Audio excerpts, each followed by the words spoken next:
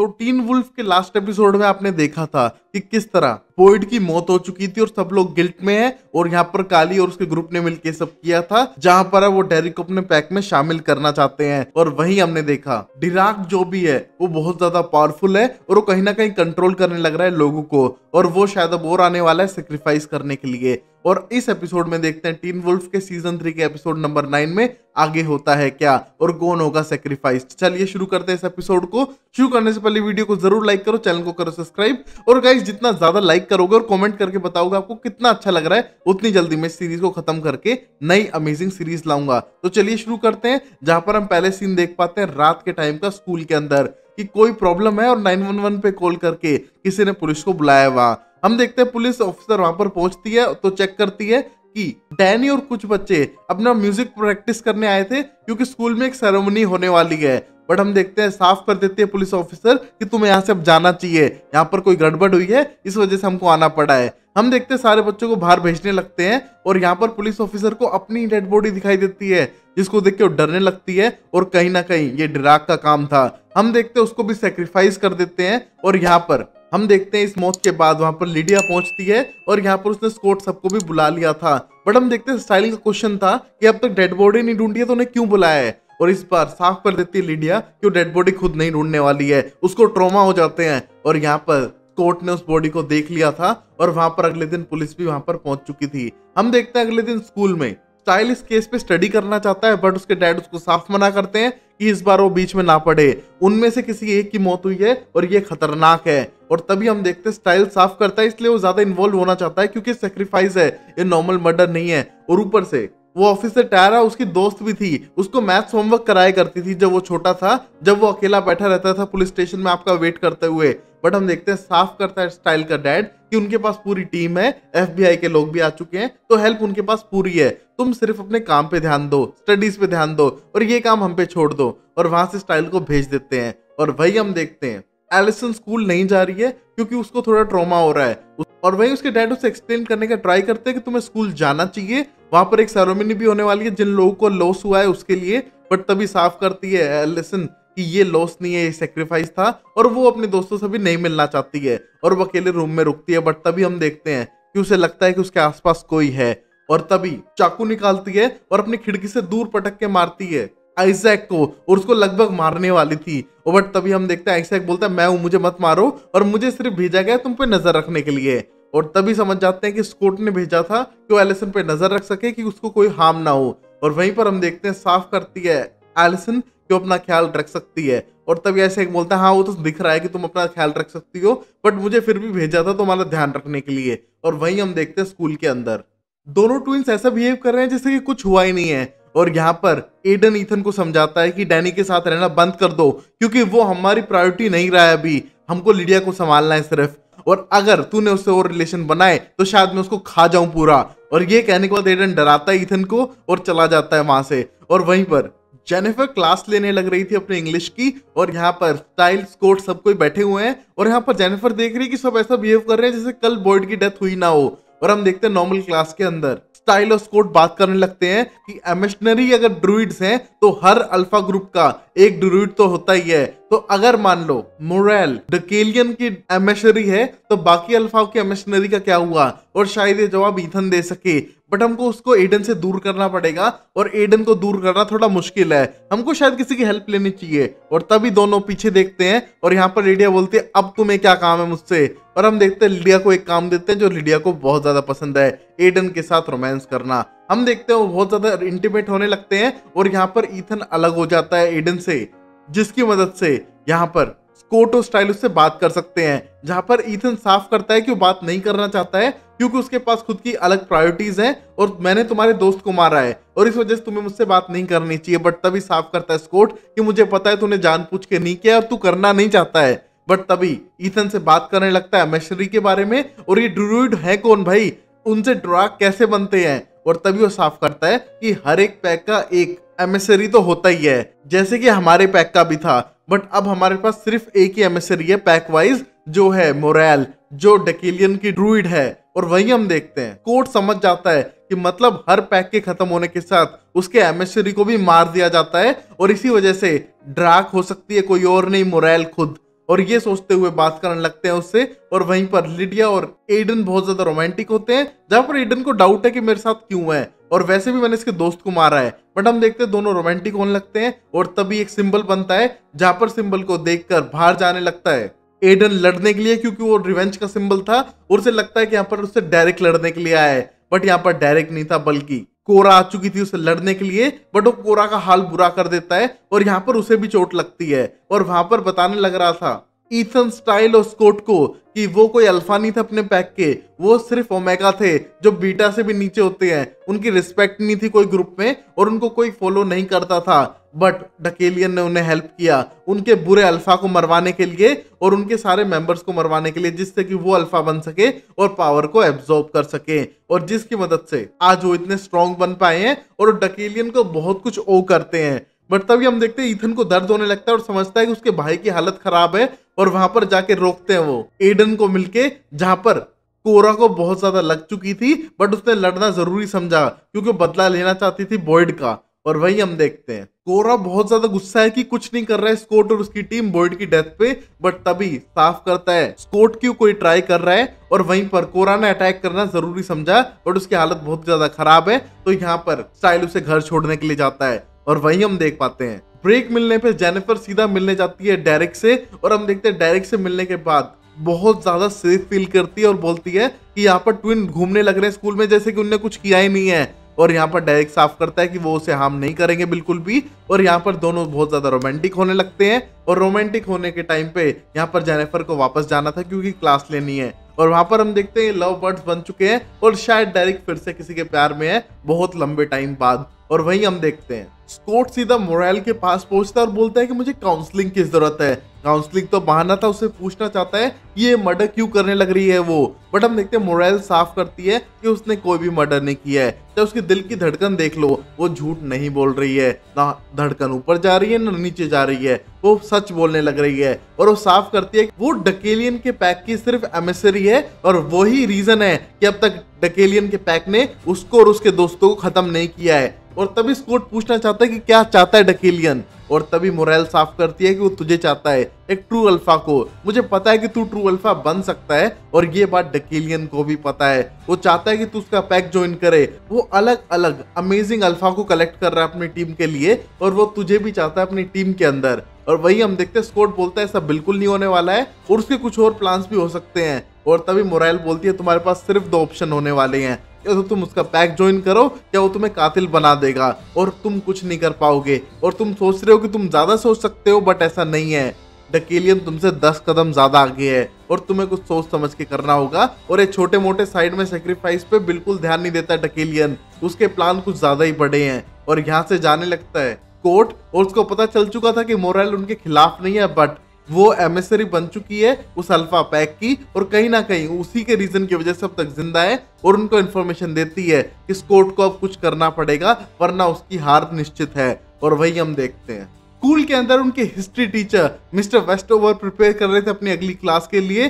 पर तभी हम देखते हैं उन्हें कुछ अजीब लगता है, उनका लिखा हुआ सारा इरेज हो चुका था और वहां से ड्रैक उन्हें किडनैप कर लेता है। वही हम देखते हैं ये बात लिडिया को पहले पता चलती है, पुलिस वहां पर आई चुकी थी। और यहाँ पर लिडिया एक्सप्लेन करने का ट्राई करती है कि इनके साथ भी वही हुआ है जो मिस्टर हैरिस के साथ हुआ है, ये भी गायब हो चुके हैं। बट हम देखते हैं जेनिफर बोलती है ऐसा नहीं है, शायद वो वापस आ जाए, उनने एक ही तो क्लास मिस की है। बट तभी लिडिया प्रूव करती है कि वो साइकिक है, बट उसकी बात पे कोई यकीन नहीं करता है। और यहाँ पर ईथन पूछने लगता है स्कॉट से कि ये क्या पैटर्न है, पहले एक पुलिस ऑफिसर और अब एक टीचर, कोई तो गड़बड़ है। और वहां पर हम देखते हैं स्कॉट को भी कोई आइडिया नहीं था। और अब वही हम देखते हैं एलिसन को, जो थी आइजैक के साथ में, और वो दोनों सर्च करने लगते हैं क्योंकि एलिसन को कहीं ना कहीं डाउट है उसका डैडी तो ड्रैक का हेल्पर या खुद ड्रैक ही तो नहीं है, क्योंकि वो कुछ महीनों से कुछ सीक्रेट्स रखने लग रहा था। हम देखते हैं उसके ऑफिस को सर्च करने पर उन्हें ये तो पता चल चुका था कि 12 लोकेशंस के बारे में उसके डैड को पता है और वो कुछ बता नहीं रहे हैं, और शायद वो भी सब में शामिल हैं। पर तभी हम देखते हैं आइजैक को शीट हटाता है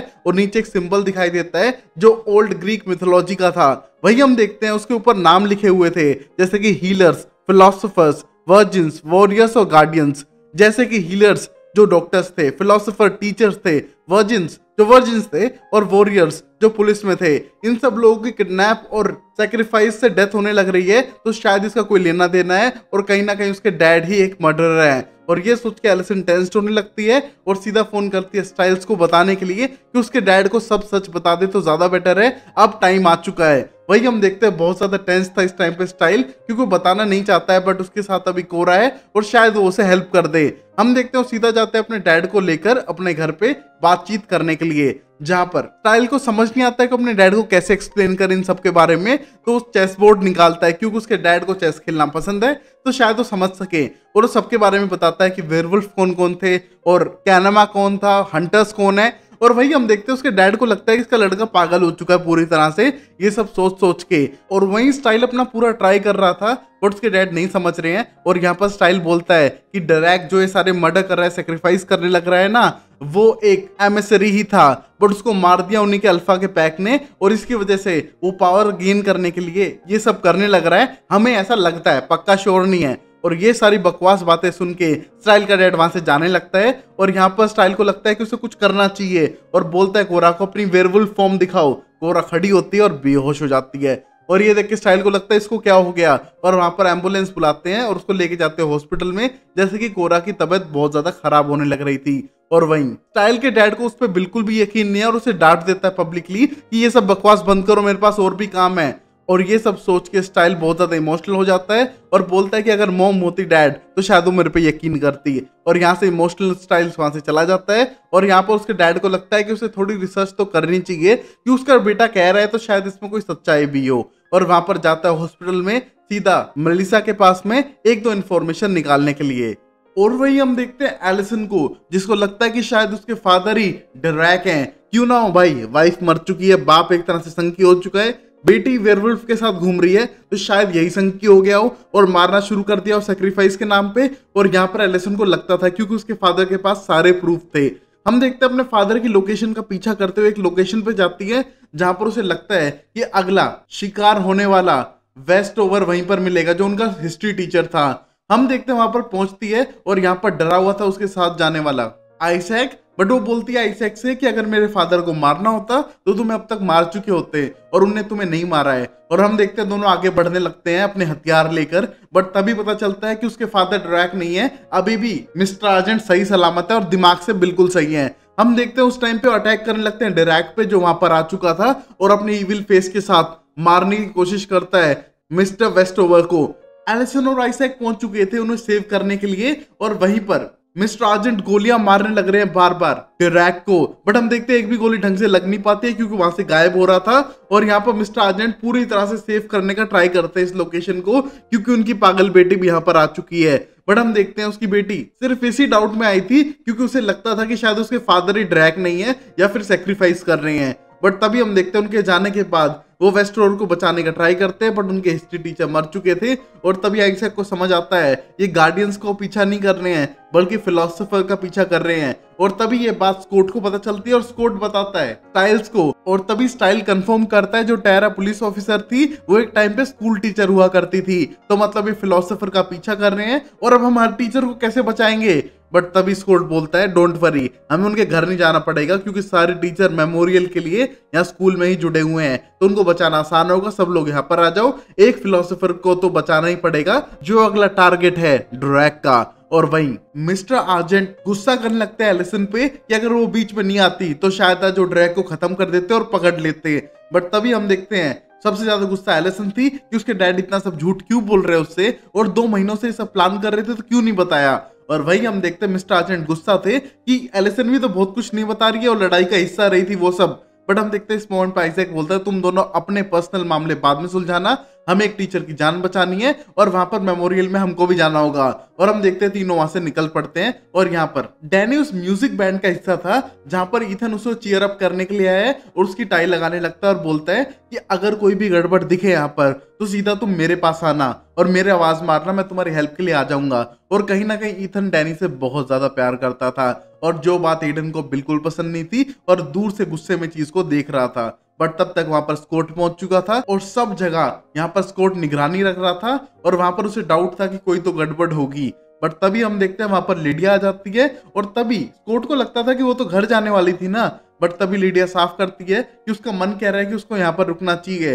वो हर बार अपने आप को कंट्रोल करती है, इसलिए उसे डेड बॉडीज मिलती है। अगर वो टाइम पे आ जाए और वो अपने आप को ना रोके तो इंसिडेंट होने से पहले भी उस इंसिडेंट को रोक सकती है किसी की मौत होने से। और यहाँ पर वो आ चुकी थी और उसे लगता है कि यहाँ पर किसी की मौत होने वाली है। और वही स्टाइल के डैड जाते हैं स्कॉट की मॉम के साथ और पूछने लगते हैं डॉक्यूमेंट्स के बारे में कि एक इंसिडेंट हुआ था बहुत साल पहले, एक लड़की की रिपोर्ट जिसका चेहरा कुचला गया था, जंगलों में उसको जानवरों ने अटैक करके मार दिया था। हम देखते हैं सारे रिकॉर्ड पढ़ने पता चलता है कि उसकी मौत के आसपास बहुत सारे बर्ड्स ने मास सुसाइड किया था, दीवारों में टकरा कर अपने आप को मार दिया था, जो बहुत ही क्रीपी था। और वहीं हम देखते हैं समझ जाता है स्टाइल का डैड ये किसी तरह का रिचुअल था और इन सब बर्ड्स ने किसी रिचुअल में सुसाइड किया, किसी की जान बचाने के लिए या फिर कुछ और। बट मेरा बेटा स्टाइल सच बोल रहा है और ये सुनने के बाद उसकी हेल्प करने के लिए निकल जाता है। और वहीं पर मेलिसा ने हेल्प की थी स्टाइल के डैड की क्योंकि वो कहीं ना कहीं उसका पुराना दोस्त था। और वही हम देखते हैं स्कूल के अंदर मिस्टर आर्जेंट पहुंच चुके हैं एलिसन और आइजैक के साथ में और वहां पर सर्च करने लगते हैं। और यहाँ पर थोड़ा अजीब लगता है स्कॉट को कि आइजैक पीछे पीछे क्यों जा रहा है एलिसन के। मानता उसका ब्रेकअप हो चुका है बट अभी भी बंदी में इंटरेस्ट है उसे। और वहीं लिडिया के फोन पे मैसेज आता है एडन का कि वो अकेले में मिले। और वही हम देखते हैं लिडिया को एडन बहुत पसंद था तो मिलने चली जाती है। बट हमें पता चलता है कि अभी एडन उस पब्लिक में ही बैठा है बट उसके पास उसका फोन नहीं है। और हम देखते हैं लिडिया सीधा जाती है स्कूल के अंदर बिल्डिंग में और वहां पर वो फोन निकालने के बाद चेक करने लगती है कि कहां पर आना है। बट तभी पता चलता है ये कोई और नहीं जेनिफर है जिसने उसे यहाँ पर बुलाया है। और ये देख के डरने लगती है बट तभी हम देखते हैं जेनिफर उसे पटक के मारती है और पता चलता है कि ड्रैग कोई और नहीं जेनिफर ही है या फिर उसके लिए काम करती है। और हम देखते हैं भाई डेरिक की दूसरी गर्लफ्रेंड भी उसके हाथों से गई, पहले वाली मर गई थी और इसने तो लगभग सबको मार ही दिया है, तो कोई बड़ी गड़बड़ है। और इतने हैंडसम डेरिक की पोपट लाल से भी ज्यादा बेकार किस्मत है। और वही हम देखते हैं अगले सीन में लिडिया के हाथ पैर बांध देती है और यहाँ पर जेनिफर साफ करती है कि तुम्हें पता ही नहीं है सैक्रिफाइस का मतलब क्या है। सैक्रिफाइस का मतलब है एक बलिदान देना किसी बड़े के नाम पे, कोई डेटी भगवान के नाम पे, और ये जरूरी है करना। और हम देखते हैं उसको मारना तो नहीं चाहती है बट उसे मारना पड़ेगा क्योंकि उसे कुछ ज्यादा ही पता है हर चीज के बारे में और इतना पता नहीं होना चाहिए लिडिया को। और वही हम देखते हैं लिडिया का गला घुटने वाली थी एक तार से बट तभी लिडिया चिल्लाती है अपनी तेज आवाज में जो हर वेयरवुल्फ सुन पाता है। और ये सुनने के बाद जेनिफर बोलती है तुम्हें पता ही नहीं है तुम क्या चीज हो, तुम्हें पता है तुम वेलिंग वुमन बैंशी हो और तुम्हारी आवाज और तुम बिल्कुल मेरे जैसी हो। और ये कहने के बाद सरप्राइज हो जाती है और बोलती है कि तुम बिल्कुल इनोसेंट लगती हो बट तुम एक सांप की तरह जहरीली हो लिडिया जैसे मैं थी। और वहां उसे मारने का ट्राई करती है। और वहीं पर म्यूजिक ऑडिटोरियम में जहां पर वो सेरेमनी होने लग रही थी वहां एक हॉरर म्यूजिक अपने आप बजने लगता है जैसे कि जितने भी म्यूजिशियन थे वो किसी तरह से कंपेल होके ये सारा काम करने लग रहे थे। और वही हम देखते हैं साफ करती है जेनिफर कि लास्ट फिलोसोफर की डेथ होने वाली है। और वही हम देखते हैं एक टीचर का स्ट्रिंग कटने से गला कट जाता है और वहां पर मर जाती है। सब वहां से भागने लगते हैं बट यहाँ पर आगे आके पता करते हैं कि उसने भी मिसलटो नाम का जहर खाया था, वो भी सैक्रिफिशियल रिचुअल के अंदर आती थी। हम देखते हैं उसकी मौत होने के बाद फिलोसोफर की भी डेथ हो जाती है और यहाँ पर वो लिडिया को मारना चाहती है जेनिफर क्योंकि उसे कुछ ज्यादा ही पता है उसके बारे में अब। बट हम देखते हैं जैसे उसे मारने वाली थी तब तक वहां पर पहुंच चुके थे शेरिफ क्योंकि वो अपने बेटे स्टाइल पे यकीन करते थे और वहां पर रोकने का ट्राई करते हैं बट जेनिफर चाकू फेंक के मारती है और यहाँ पर पहुंच जाता है स्कॉट जान बचाने के लिए शेरिफ की। हम देखते हैं शेरिफ स्कॉट को वेयरवुल्फ फॉर्म में देख के अजीब से डर जाते हैं क्योंकि जैसे कि जो भी उन्हें सोचा था ड्रीम नहीं रियलिटी है। और यहाँ पर बचाने की कोशिश करता है आकर स्कॉट बट हम देखते हैं जेनिफर यहाँ पर बहुत ज्यादा स्ट्रॉन्ग थी और दूर पटक के मारती है स्कॉट को। और यहाँ पर स्टाइल भी अंदर आने का ट्राई करता है बट ऐसा गेट बंद करती है जो स्टाइल से खुल ही नहीं पा रहा है। और वहीं हम देखते हैं शेरिफ अटैक करने लगते हैं बार बार जेनिफर पर। हम देखते हैं गोली का असर भी नहीं होता है और बोलती है कि हीलर्स की मदद से मुझे घाव नहीं होंगे, मेरे अंदर वॉरियर की ताकत है, और पकड़ के गला घोटने की ट्राई करती है शेरिफ का और साफ करती है कि उसके पास ज्यादा पावर है। और हम देखते हैं अब सिर्फ गार्डियंस बचे हैं, बाकी चारों चीजों को पूरी तरह से सेक्रीफाइस की मदद से हासिल कर चुकी थी। और यहाँ पर हम देखते हैं जब तक स्कॉट खड़ा होता है वो स्टाइल अंदर आता है तब तक वो लेके जा चुकी थी शेरिफ को और कहीं ना कहीं उसे अब गार्डियंस का सेक्रीफाइस करना है। और यहाँ पर इमोशनल होने लगता है स्टाइल्स, क्योंकि उसका डैड ही बचा था, मॉम तो पहले से नहीं थी, और अब वो क्या करेगा। और वहीं पर उसके डैड का बैग जो मुड़ा हुआ था वो जमीन पे गिरा था, और कहीं ना कहीं हम देखते हैं कि उसके हाथ से चीजें निकलती जा रही हैं और उसकी डैड की मौत ना हो जाए। और वही हम देखते हैं कोरा की हालत अपने आप खराब होने लग रही है और डेरिक को समझ नहीं आ रहा है कि अपनी बहन की हेल्प कैसे करे। और यहीं पर एपिसोड खत्म होता है। तो गाइस वीडियो को जरूर लाइक करना और पता करेंगे स्टाइल के डैड के साथ होता है क्या अगले एपिसोड में। तब तक के लिए टेक केयर, बाय बाय, सायनारा एंड टाटा।